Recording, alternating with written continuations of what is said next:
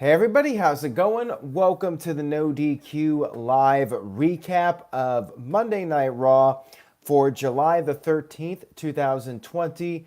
We are on the final miles before we get to our destination, which is the horror show at Extreme Rules. It is this coming Sunday on the WWE Network. And speaking of the horror show, quick plug for Tuesday night. If you're not watching this live, you're watching this Wednesday. Disregard what I'm saying, but if you're watching this Monday night or early Tuesday night, 7 p.m. Eastern, 4 p.m. Pacific, we will be doing our live predictions for the Extreme Rules pay-per-view, which of course will also be available on demand, just like this live stream. Anyways, shout out to the chat room, everybody tuning in. Let's go ahead and get started. We kicked off Raw with the MVP Lounge with special guest Dolph Ziggler. A recap was shown of Heath Slater appearing on last week's show. Ziggler talked about how he loves the new U.S. title championship design and said maybe when he wins the WWE title, he will spice up that championship a bit. Perhaps he'll make it spin. MVP likes the fact that Dolph Ziggler has not informed anybody what the stipulation will be for Ziggler's match against Drew McIntyre at the Extreme Rules pay-per-view. Ziggler cut a bit of a promo and said without him, Drew McIntyre would have never beaten Brock Lesnar. Drew McIntyre, the WWE Champion, ended up coming out and said that he was sorry to stop the ass-kissing fest. He said that him and Dolph Ziggler were never friends. He was Ziggler's hired gun. That's what he was. And at Extreme Rules, he is going to torture Ziggler, but he doesn't want to wait. He took a shot at Ziggler, and that was our opening segment here with Ziggler being knocked down by the WWE Champion. TJS with the $2 super chat, first one of the evening. Thank you for that, TJS. He says, good evening. This super chat is on topic. Well, thank you for that. I appreciate it. Even though there was no topic of that super chat, only to notify people that we're having a good evening. We had Zelina Vega and her crew interviewed backstage. She denied that her clients are having issues, not getting along, yada, yada, yada. They talked about how they already beat the Viking Raiders and the Street Profits are running scared. Garza said just like he can handle two women, he could beat both of his opponents if need be. Andrade said if Garza has his back, he has Garza's back. The Viking Raiders appeared and vowed to run through Garza and Andrade. And as this was going on, Charlie Caruso was looking over at Ivar. She likes Ivar, just like all the women do, apparently, if you watched those skits between the Profits and the Raiders. And Garza was not too happy about this. We had our first match of the evening coming off of this promo, the Raiders versus Andrade and Garza in an elimination match. Eric was eliminated first via the Hammerlock DDT from Andrade, and then Andrade tagged back into the match and ended up taking a kick from Ivar that was intended for Garza. So Andrade taking a bullet for Garza, and then Ivar hit his kick to Garza. Andrade managed to put the foot of Garza on the rope to stop the pinfall. And then Garza came back from that, hit a powerbomb, and pinned Ivar. So Andrade and Garza picking up some momentum for whenever they get their tag team title opportunity against the Street Profits, which I believe is not going to be at the pay-per-view unless WWE announces something last second. Ked terminated by Google with a $2 super chat says, I'll go off topic for TJS. What's good, Rift? LOL. Everything's good. Thank you for that, Ken. And the legendary Mike B with a $5 super chat says, got an idea for the horror show. Aaron and Rambling Rabbit versus Rift Aronson and Husky the Pig. I'd rather be on the team of Husky the Pig, quite frankly, just because Rambling Rabbit is too much of a softie, in my opinion. I think Husky the Pig has a little bit more of an edge to him, but maybe not too much. Maybe Rambling Rabbit has a bit more endurance than Husky the Pig. We all know Husky the Pig likes his snacks. So I would have to really check out both of their lifestyles and which one has better conditioning and better cardio and eats better. But I just feel like Husky the Pig would be a little bit rougher in a fight. I feel like Rambling Rabbit would just get destroyed.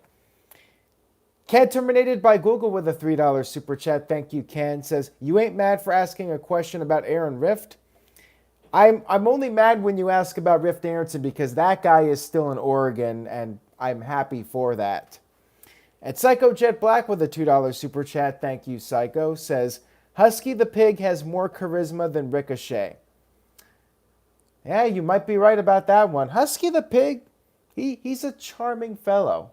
That's why I want to be on his tag team.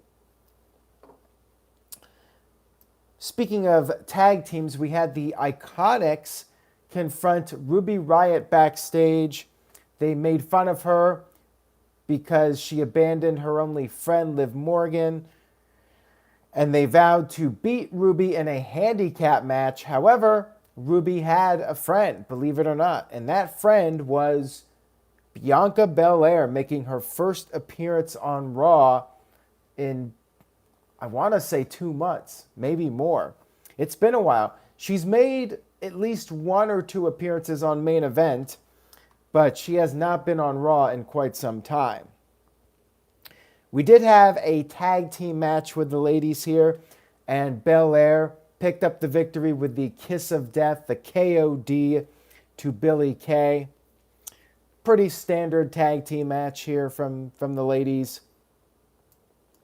Brian Spencer with a $5 super chat. Brian, thank you for that, says, WWE is pretty bad right now, but I still watch and look forward to your reviews every week. Thank you for that. He also says, Ricochet has more charisma than Dominic Mysterio.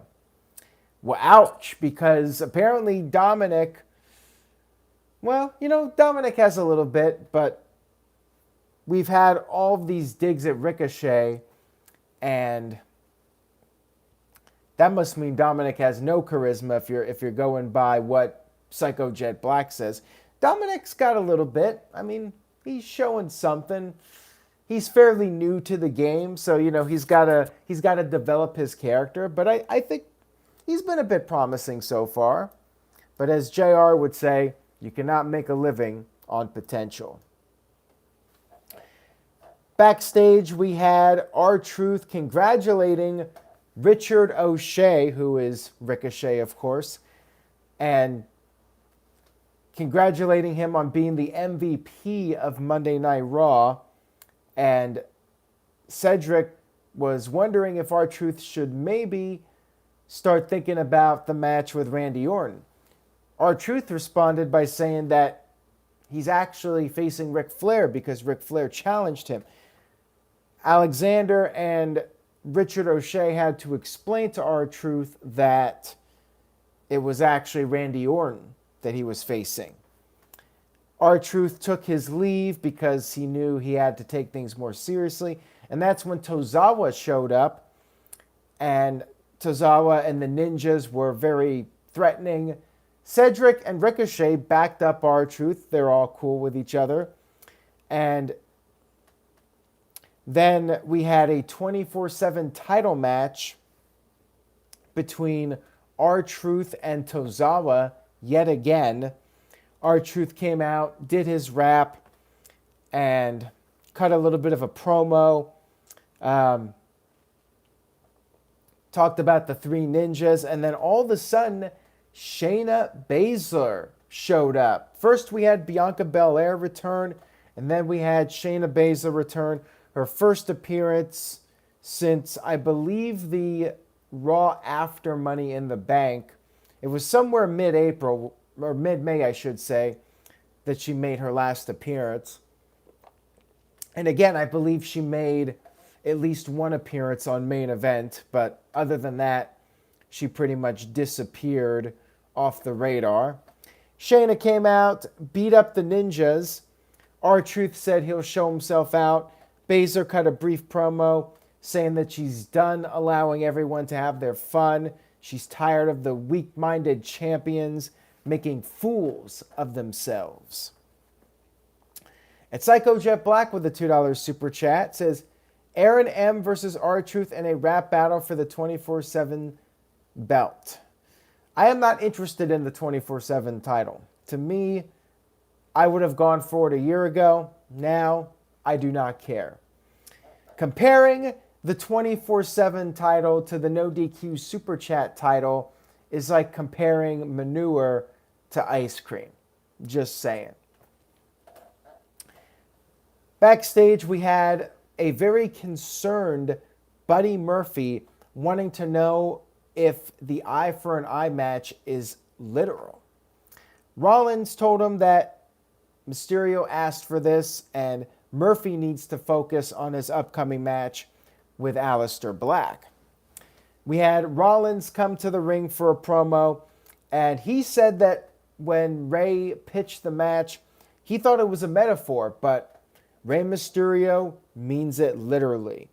And Rollins said he's never encountered a match that has been sanctioned by WWE that is so barbaric. I guess the numerous matches over the years, like the Inferno match, Hell in a Cell, Elimination Chamber, none of those are as barbaric as getting your eye gouged out. Maybe that's true. Although the potential for worse injuries, you could say, are greater in those other matches, like break your neck or something. But I don't know. I'll go along with it. It's pretty graphic. You're actually going to get your eye plucked out. That's extreme, and it's horror. Ken terminated by Google with a $5 super chat. Thank you very much, Ken. Says, comparing the 24/7 title to the No DQ super chat title is like Psycho Jet Black's Ricochet jokes to Virtue's love for that idiot Vince Russo. Oh, shoot. That was the savage line of the night so far, I have to say. Who will top that one? Can anybody top that one? Is it possible? Yes, you did go there, Ken. Anyways, back to the Rollins promo. Said the usual stuff. He didn't want to hurt Rey. He was just trying to lead Raw into the future, and Rey has forced his hand for the last time. He's going to gouge at Rey's eye until Rey is completely blind. And we had Kevin Owens come out, say that Rey Mysterio is one of the nicest guys in the wrestling business. And it just goes to show what a jerk Seth Rollins is, that somebody as nice as Rey wants to gouge out Rollins' eye. Although Owens said he understands because he felt the same way about Rollins at WrestleMania. And then Owens had a little gift for Rollins after Extreme Rules. He pulled out an eye patch, which Owens got from his buddy Jean-Pierre Lafitte. And Rollins was not amused by this, of course. Murphy came out, and then Aleister Black attacked Murphy as Murphy was trying to assist Rollins. This led to what Tom Phillips referred to as an impromptu match between Murphy and Black, even though earlier in that backstage segment, Rollins and Murphy talked about the match. So Tom Phillips, maybe he was playing on his phone, I don't know, but he did not get the memo. Psycho Jet Black with the $2 super chat says, Ken got me down just like Russo brought down WCW. Not a lot of love for Vince Russo tonight, I must say. So we had this one-on-one match, which we've seen several times, but you guys know the story. Aleister Black and Buddy Murphy, they got the chemistry. They got the chemistry between each other. And we had Black pick up the win with the Black Mass. Well, actually, no, he didn't win with the Black Mass because he was on the verge of winning with the move. Rollins pulled Black out of the ring. Referee called for the bell, so technically Black won, but it was a DQ. Like it's going to protect Murphy at all. I mean, we all knew he was going to lose. Rey Mysterio and his son Dominic came out.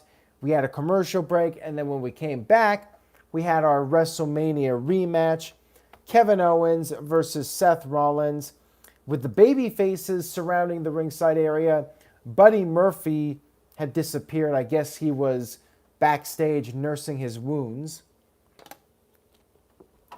Rollins tried to escape during the match, but eventually he did manage to get some offense. It went back and forth, and then Rollins went for the eye of KO. The faces got on the apron, everybody distracting Rollins, and I like this because, like I said, I hate the stupid babyface. Let the heel be the one that gets distracted and gets screwed over, and that's what happened here. Rollins got distracted by everybody getting on the apron, and Owens hit the stunner to pick up the win over Rollins. After the match, Rey Mysterio got on the mic and said that Rollins has crossed every line there is to cross. At Extreme Rules, he's going to make a sacrifice of his own. Will be carried out with only one eye remaining. So some strong words there from Rey Mysterio. TGS with the $2 super chat. Thank you for that. He says, thoughts on All Wheels Wrestling 2011 Vroom. Never heard of it, TJS. Sorry about that, but thank you for the super chat. We had Ric Flair and The Big Show backstage. And Flair cut a pretty good promo here. He praised Big Show's athletic ability and skill. But now Big Show is picking a fight he cannot win. Flair basically said that Show cannot do movies and wrestle at the same time. Look at The Rock. The Rock is focused on doing movies. Flair applauded Big Show, praised his Netflix series, but Flair is worried about Big Show.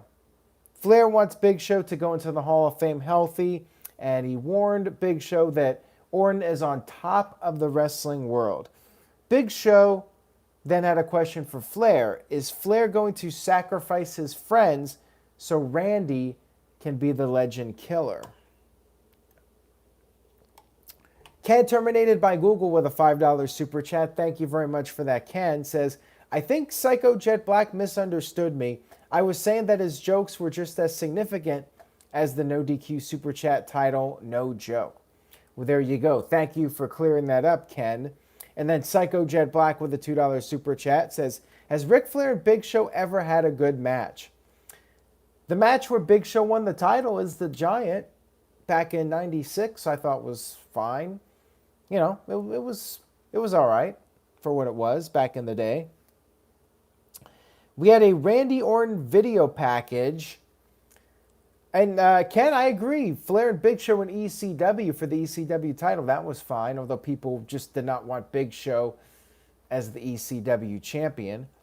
So we had a Randy Orton video package of him killing all the legends, Mick Foley, Shawn Michaels, Hulk Hogan, the list goes on. Pretty cool video package. I liked it a lot. Pretty clear to me that Randy Orton is set for something big coming up at SummerSlam.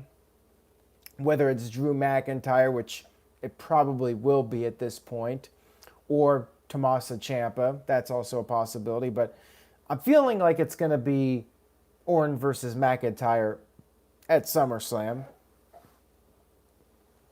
And Orton cut this backstage promo, talked about his handful of friends over the years, Edge, how he had to send Edge packing because Edge did not want to do rated RKO. I thought Edge did want to do Rated RKO, and then Randy Orton attacked him. But whatever. And Orton also mentioned Christian, and he said that he doesn't understand why Big Show wants to help Edge and Christian, and then talked about Flair being family. But he said it would be a shame if Flair jeopardized their friendship. And then also said, in regards to his opponent R-Truth, he respects Truth for entertaining the fans. However, it would be a shame if R-Truth just ends up being one more chapter in the history of the Legend Killer. We then had our match between Randy Orton and R-Truth. Truth had a second entrance, a second rap. Ric Flair came out again to talk more, because if you're going to risk Ric Flair's life during a pandemic, you better get the most out of it. You better get him for 2 promo segments. So Randy Orton, before he came out, we had Ric Flair praise R-Truth for having a career of 2 decades and said that Orton loves Truth, and because of that, he's only going to give Truth the RKO instead of the punt. Orton came out, and then Truth tried to trick Randy Orton by wanting to speak with Ric Flair. It did not work. Randy Orton picked up a very quick victory with the 24/7 RKO, which frankly it is, because he hits it out of nowhere, any place, any time. And after the match, Orton was going back on what Ric Flair said. He was going to go for the punt on R-Truth, but then Big Show ran down to the ring, and Orton warned Big Show to not get into the ring, and then he challenged Show to a match on next Monday's Raw, not Extreme Rules, an unsanctioned match for Raw next week. Big Show was like, okay, ran into the ring, and Randy Orton took off.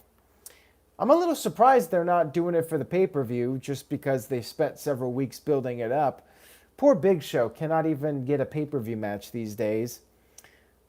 But maybe because people feel like they don't want to see that match, WWE felt they could use it to maybe build up Raw and pop a number for Monday Night Raw. So, yeah, next week, Randy Orton versus The Big Show in an unsanctioned match. The Game is on 100 with a $2 super chat. Says Randy Orton never beat Hogan as the video package showed. Well, technically you are correct. They had their match at SummerSlam, which Hogan did win. But of course it looks cool to see Randy Orton give Hogan the RKO. And Darren with a $5 super chat. Thank you very much for that, Darren. He says, hey Aaron, which match would you rather see as Undertaker's retirement match? Undertaker versus Aleister Black or Undertaker versus Sting? Probably neither at this point. If Undertaker is wrestling one more time, I think his last match should be Survivor Series versus AJ in a proper match with fans. But right now, that's a big question mark. You know, we might not have fans until 2021. But it would be cool to see AJ and Undertaker with a crowd. So I feel like AJ should be Undertaker's last opponent. But that's just my take. It's fine to have Sting and Undertaker in a cinematic match if they want to do it. But I would maybe do that at SummerSlam and then do AJ versus Undertaker in the ring. Or you could just, let Undertaker rest in peace. His career ended on a very high note. And why risk messing it up, We had Ricochet and Cedric Alexander backstage with MVP and Lashley. Once again, Ricochet and Cedric the Entertainer not interested in joining up with MVP. Lashley said that they'll never learn, and then said that the Hurt Business is going to take care of Ricochet. We had Dolph Ziggler interviewed. Well, not Ziggler, actually. It was McIntyre interviewed. But before he could really say much, Ziggler showed up and attacked Drew. Referees came out and pulled them apart. Still, not much heat for Dolph Ziggler heading into this pay-per-view. And the big hook of this show and this match is that Ziggler has a mystery stipulation. Ooh, a mystery stipulation. I'm so excited. TJS with a $2 super chat says, I still want The Fiend to destroy and retire Taker. I would prefer The Fiend over Aleister Black as far as the final match goes. Like, Black is doing good, but he's cooled off. Although you could say the same thing about The Fiend, to be real here. And yeah, I'm not feeling this Dolph Ziggler, Drew McIntyre match at all. I guess the stipulation mystery is to try and make people think there's a chance Ziggler will win, but I don't think so. Highly unlikely in all likelihood. Pretty much a spoiler alert on my prediction for the match. And I agree, TGS, Otis is definitely cooled off. Psycho Jet Black with a $2 super chat, thank you for that, says, Dolph Ziggler should have changed gimmicks by now. Yeah, Ziggler is just so stale. And he's lost so many matches. I mean, I just don't buy him as a world title contender. And WWE's lucky they're not charging people $50 for a pay-per-view, because this is the kind of thing that killed WCW, when you would not announce matches or stipulations for matches until the day of the show. Long term, just not a good method of getting people to spend money. Like, people want to know in advance what they're paying for. And yeah, it's the WWE network, but I mean, it's dumb. I guess they feel they can get away with it because it's the network era. So we had Bobby Lashley versus Richard O'Shea. I'm just going to call him Richard O'Shea from now on. Dolph Ziggler, we can call him Mr. Ziggles, because I still remember that line from John Morrison back in the day, and it never went away from me. So we got Mr. Ziggles, we got Cedric the Entertainer, we got Richard O'Shea. I got to make up a cute nickname for every mid-carder who's never going to go beyond the mid-card, just so I can entertain myself. Lashley, or Bob the Lash. You know, he has graduated from Bob the Lash. Now that Lana's gone and he's got MVP, I actually care about Lashley. So he is no longer Bob the Lash for now. So Lashley versus Richard O'Shea. And O'Shea had a little bit of offense in this match, but it was a glorified squash.